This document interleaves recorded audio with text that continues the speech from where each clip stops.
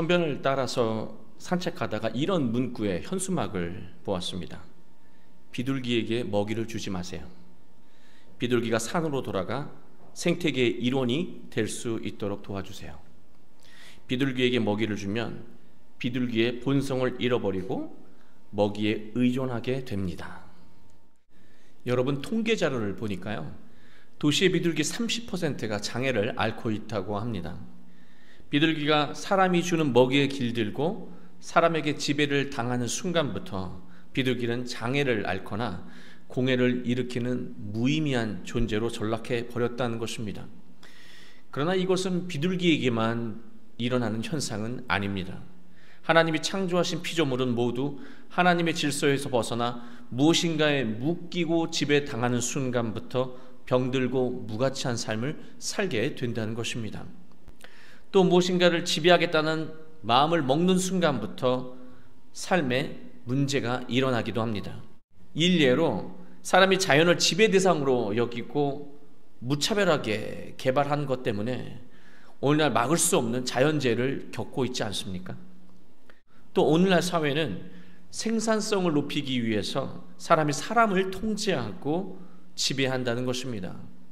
우리는 지배하고 지배당하는 것에 매우 익숙한 환경에서 살아가고 있습니다. 여러분, 성경의 내용을 한 줄로 정리를 한다면요, 하나님께서 지배자로부터 피지배자를 구원하는 이야기입니다. 성경에 등장하는 지배자는 강력한 힘을 가진 어떤 나라일 수도 있고요, 권력을 유지하려고 하는 특수 계층일 수도 있습니다. 또 지배자는 개개인의 마음을 지배하는 욕망일 수도 있습니다. 그리고 사람이 세상의 풍조와 통념에 지배당하면 공허한 삶을 살게 됩니다. 교회의 역사를 보면은 중세교회는 세상 권력의 중심에 있었습니다. 세상을 구원해야 하는 그런 교회가 신앙을 구실로 세상을 지배하고 있었던 것입니다. 교회가 욕심의 지배를 당한 거예요. 더 정확하게 말하면 종교인들이 욕심의 지배를 당한 것이죠. 욕심의 지배를 당한 교회는 돈으로 구원을 팔고 사는 지경에까지 이르게 되었습니다. 영적으로 타락하게 된 것이죠. 병든 것입니다. 영적으로 깨어있는 사제들이 참다 못해 종교 개혁을 일으키고 지금 개신교를 만들었습니다. 개혁이란 말은 바꾸고 고친다는 개자와 가죽 혁자가 합쳐진 단어입니다. 여러분, 가죽옷이라고 하는 것은 고대 사회에서 신분을 상징하는 의미예요. 가죽옷을 입으면 그 사람은 높은 계급에 있는 사람이라고 하는 것이죠. 개혁은 제도나 구습을 없애고 신분을 고치고 바꾼다는 뜻을 가지고 있습니다. 영어로 종교개혁은 더 리포메이션입니다. 이 단어는요, 본래의 모습으로 되돌아가는 거예요. 바로 본질로 돌아가는 것이 개혁입니다. 우리는 아직 일어나지 않은 일에 대한 과도한 걱정을 할 때가 있습니다. 우리 걱정을 하는 자신을 바라보면서 미리미리 준비해서 나쁠 게 뭐가 있냐라고 그렇게 애둘러 말합니다. 그러나 실제로 내면은 불안의 지배를 당하고 있는 거예요. 또 우리가 하루를 살아가면서 기쁨과 보람을 단 한순간도 느끼지 않고 그냥 하루를 보낼 때가 있어요. 그거는요, 기쁨과 보람이 없는 것이 아니고 삶의 방향을 잃어버린 거예요. 공허함이 그 삶을 지배하고 있는 것입니다. 또 하루에 자신을 위한 의미 있는 일을 단 1회도 시도하지 않고 보내는 것이 일상화되어 있다면 지금 무력감에 지배당하고 있는 것입니다. 여러분, 어떠세요?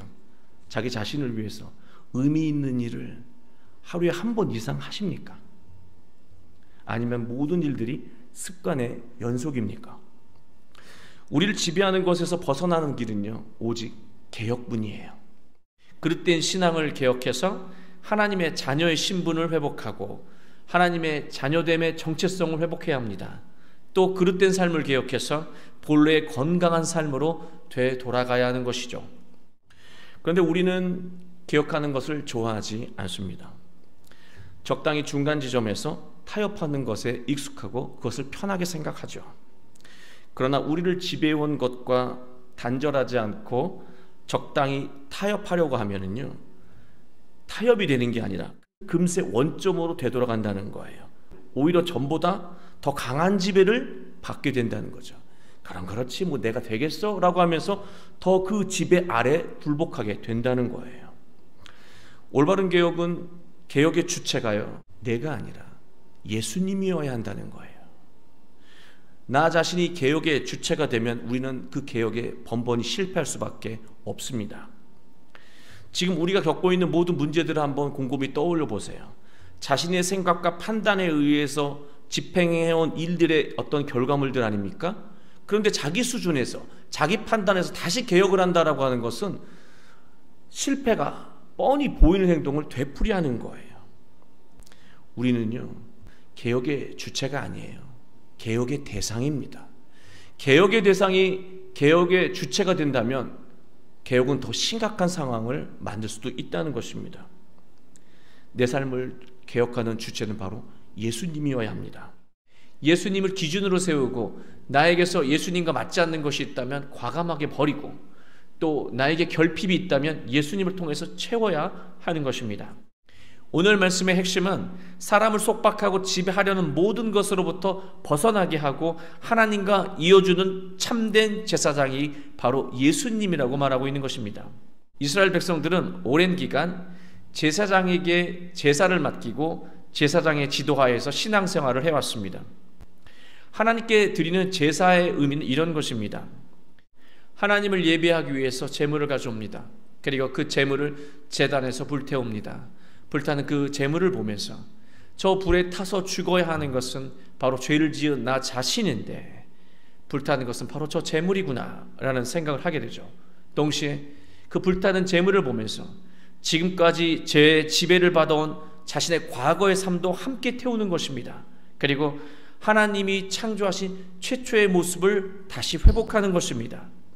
따라서 제사라고 하는 것은요, 신앙의 작은 개혁이에요. 다시 돌아가는 거예요. 정결한 상태로 다시 돌아가는 것이 제사이고 오늘날 예배라고 할 수 있는 것입니다. 우리는 지금 이 예배를 드리면서 삶의 작은 개혁을 또 시도하고 있는 것입니다. 23절을 보면 대를 이어 대제사장이 된 사람들의 그 한계를 설명하고 있습니다. 제사장이 된 그들의 수요가 많은 것은 죽음으로 말미암아 항상 잊지 못함이로되, 역사적으로 제사장들은 수없이 많았지만 그들은 모두 죽었다는 거예요. 그럴 수밖에 없죠. 여러분, 제사장이 바뀔 때마다 제사의 의미와 형식도 조금씩 바뀌었을 거예요. 그에 따라서 제사에 임하는 백성들의 신앙의 태도도 함께 달라지겠죠. 사람에 따라 달라지는 제사는 결국 세월이 흐르면서 본질을 잃어버리고 형식만 남게 되었습니다. 내용 없이 형식만 남은 제사는 결국 일이 되어버렸습니다. 우리는 어느 면에서 신앙생활을 일처럼 하고 있는지 모릅니다. 우리가 신앙생활을 일처럼 하는 수준에 머물러 있으면 우리는 그릇된 것에 지배당하는 삶을 되풀이할 수밖에 없는 것입니다. 참된 평화와 기쁨을 누릴 수 없게 되는 것이죠. 27절을 보면 혈통을 통해서 세워진 대제사장과 예수님이 얼마만큼 차이가 나는지 그 차이를 극명하게 설명하고 있습니다. 그는 저 대제사장들이 먼저 자기 죄를 위하고 다음에 백성의 죄를 위하여 날마다 제사 드린 것과 같이 할 필요가 없으니 이는 그가 단번에 자기를 드려 이루셨습니다. 대제사장들도 죄를 지을 수밖에 없는 사람이기 때문에 하나님에게 제사 지내기 전에 먼저 자기 죄를 속죄하는 제사를 지냈다는 거예요. 그리고 그 다음에 백성들의 이 속죄를 위해서 제사 지냈다고 하는 것입니다. 대제사장은 1년에 이 속죄 제사를 단 1회 지냈습니다. 그런데 성경은 날마다 제사를 드린다라고 그렇게 기록하고 있습니다. 이것은 의도적인 표현입니다.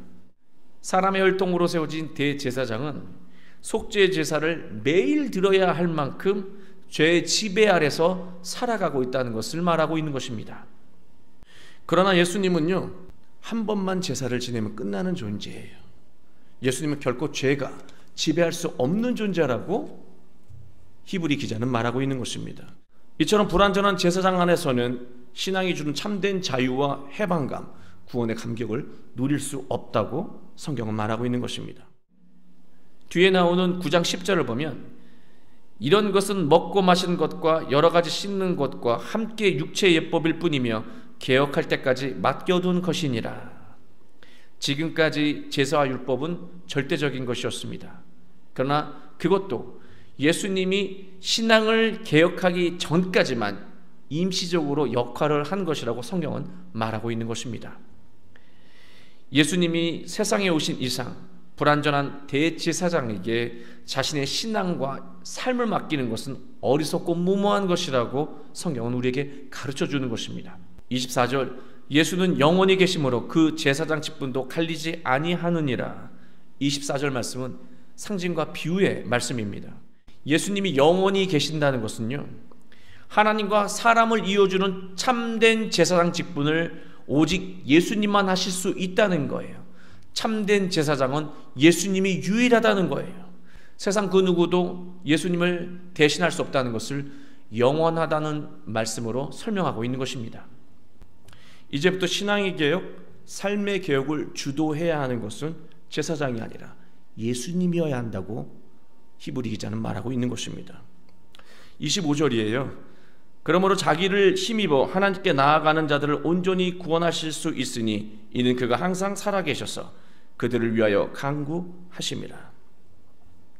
하나님과 사람을 이어주는 분은 오직 예수님뿐이고 예수님만이 구원에 이르게 하실 수 있다고 말하고 있습니다.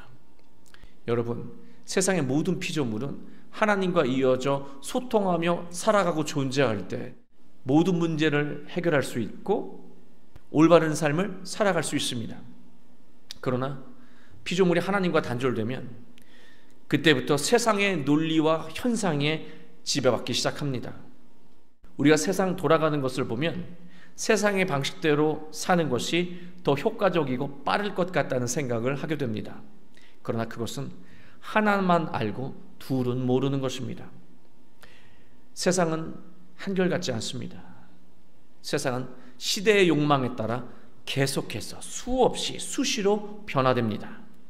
수시로 변화되고 바뀌는 세상을 보면서 우리는 걱정과 불안을 안 할 수가 없는 것이죠. 무엇을 정하고 결정을 했는데 세상은 계속해서 바뀌는 거예요. 변화되는 거예요. 그것을 보면서 또 어떻게 변화될까? 또 어떻게 바뀔까? 우리는 근심하고 걱정할 수밖에 없는 거예요. 또 이렇게 변화무쌍한 이 세상 속에서 무엇인가를 채운다고 해도 새로운 것이 또 나타나 우리를 자극하기 때문에 세상의 채움으로는 우리는 만족할 수가 없는 것입니다. 신앙과 삶이 세상의 방식에 지배당하게 되면 이렇게 불행해질 수밖에 없는 거예요. 이러한 세상의 지배 구조에서 벗어나 참된 신앙과 삶을 회복하기 위해서는 예수님을 통해서 하나님을 제사하고 예배해야 한다는 거예요. 우리의 참된 제사장이신 예수님을 통해서 하나님을 제사하고 예배하는 것이 무엇입니까? 하나님을 예배하는 것이 구체적으로 무엇입니까? 예수님을 닮아가는 것입니다. 우리는 예수님을 닮아가는 과정에서 우리를 지금까지 지배해온 모든 것으로부터 벗어나고 자유로워질 수 있는 것입니다. 그렇다면 우리가 예수님의 구체적인 무엇을 닮아야 하는 것일까요? 26절을 보면 예수님은 거룩하고 악이 없고 더러움이 없고 죄인에게서 떠나 계신 분이라고 말합니다. 거룩한, 경건하고 깨끗한, 악이 없는, 이 나쁘고 간교한 것이 없는, 더러움이 없는, 오염되지 않은 죄인에게서 떠나 계시다라고 말합니다. 우리가 세상의 논리와 현상에 지배당하게 되면 우리는 하나님 앞에서 경건한 자로 바로 설 수가 없습니다. 이 경건이라고 하는 뜻이 무엇입니까? 자기 답을 가지지 않고 하나님 앞에 나아가는 거예요. 자기 결정을 가지지 않고 하나님 앞에 순결한 마음으로 나아가는 것입니다. 그래야 하나님께서 주신 모든 것들을 그대로 수용할 수 있습니다. 그대로 받아들일 수 있습니다. 그렇지 않고 내 안에 어떤 답이나 생각이 있으면 그 모든 것들이 하나님이 주신 것을 다 가로막는다는 거예요. 하나님과 소통할 수가 없게 되는 것입니다. 우리는 경건해야 합니다. 하나님 앞에서 깨끗해야 하는 거예요. 하나님 앞에 깨끗한 마음으로 나아가야 하는 것입니다. 또 예수님은 악이 없다고 하셨습니다. 이 악이라고 하는 아카코스는 나쁜 것이고 간교한 것입니다. 간교한 것을 여러 가지로 설명할 수 있겠지만 계산하며 살아가는 거예요. 사람을 대할 때도 계산을 하고 신앙생활을 할 때도 계산합니다. 하나님 앞에 나아갈 때도 계산하는 마음으로 나아갑니다. 자기 계산을 가지고 하나님 앞에 나아갑니다. 사람이 하나님 앞에 계산을 가지고 나아가면요, 하나님과 단절될 수밖에 없습니다. 왠지 아십니까?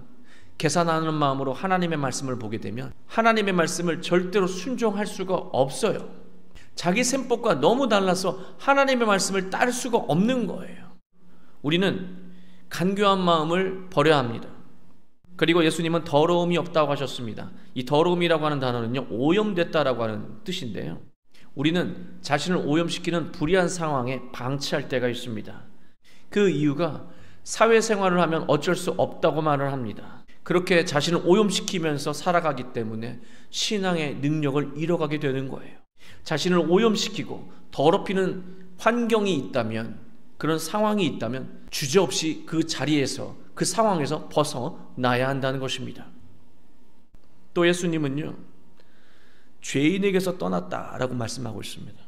여러분, 우리가 만나는 사람들을 곰곰이 생각해 보면 선한 것과 기대감을 주는 사람들, 그 모임이 있고요, 만나면 주로 쾌락과 즐거움, 죄를 도모하는 그런 모임이 있어요.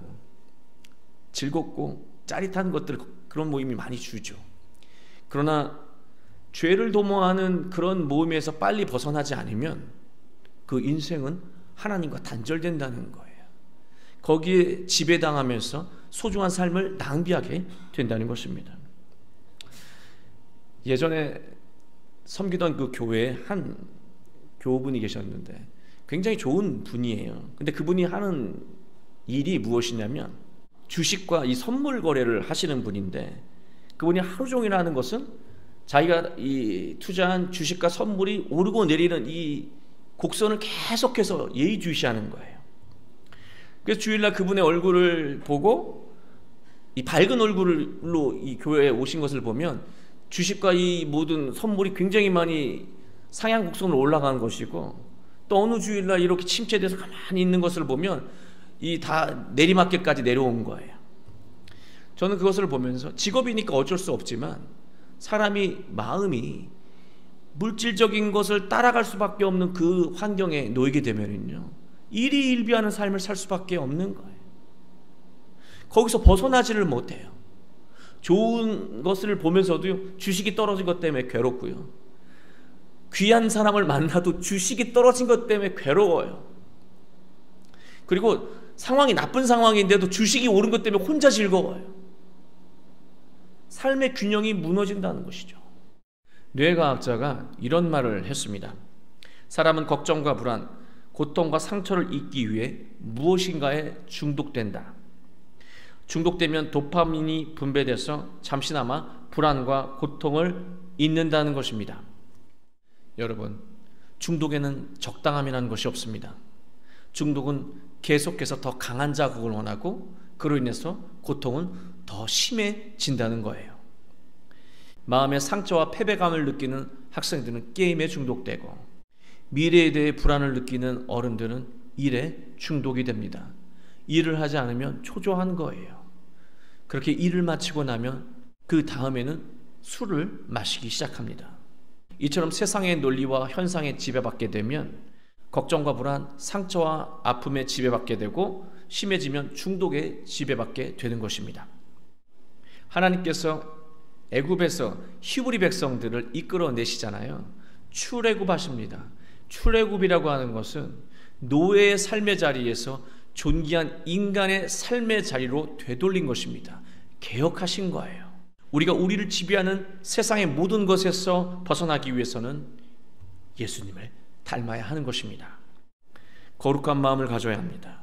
마음을 깨끗하게 하고 악한 마음을 버려야 합니다. 계산하는 마음을 버려야 합니다. 나를 더럽히는 습관과 행동을 단호하게 이제 결별해야 합니다. 또 불의한 행동을 도모하는 사람들의 모임에서 이제 떠나야 합니다. 제가 천변을 걸으면서 현수막만 본 게 아니고요, 꽃을 봤는데요, 똑같은 종류의 꽃을 이렇게 보고 있으면요, 똑같은 모양을 가진 꽃이 없어요.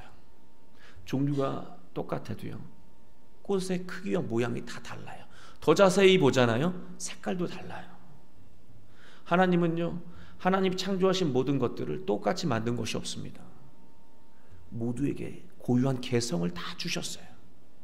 우리가 영적으로 어두우니까 비슷해만 보이는 거죠. 그러나 자세히 보면 다 달라요. 그 다름을 구현하면서 살아갈 때 인간은 행복하다라고 하는 거예요. 그런데 사람은 자신에게 주신 그 고유함을 무엇인가에 지배당함으로 인해서 잃어버리게 돼요. 스스로 불행한 인생을 살게 된다는 것입니다. 28절 맹세의 말씀은 영원히 온전하게 되신 아들을 세우셨느니라 라고 말하고 있습니다.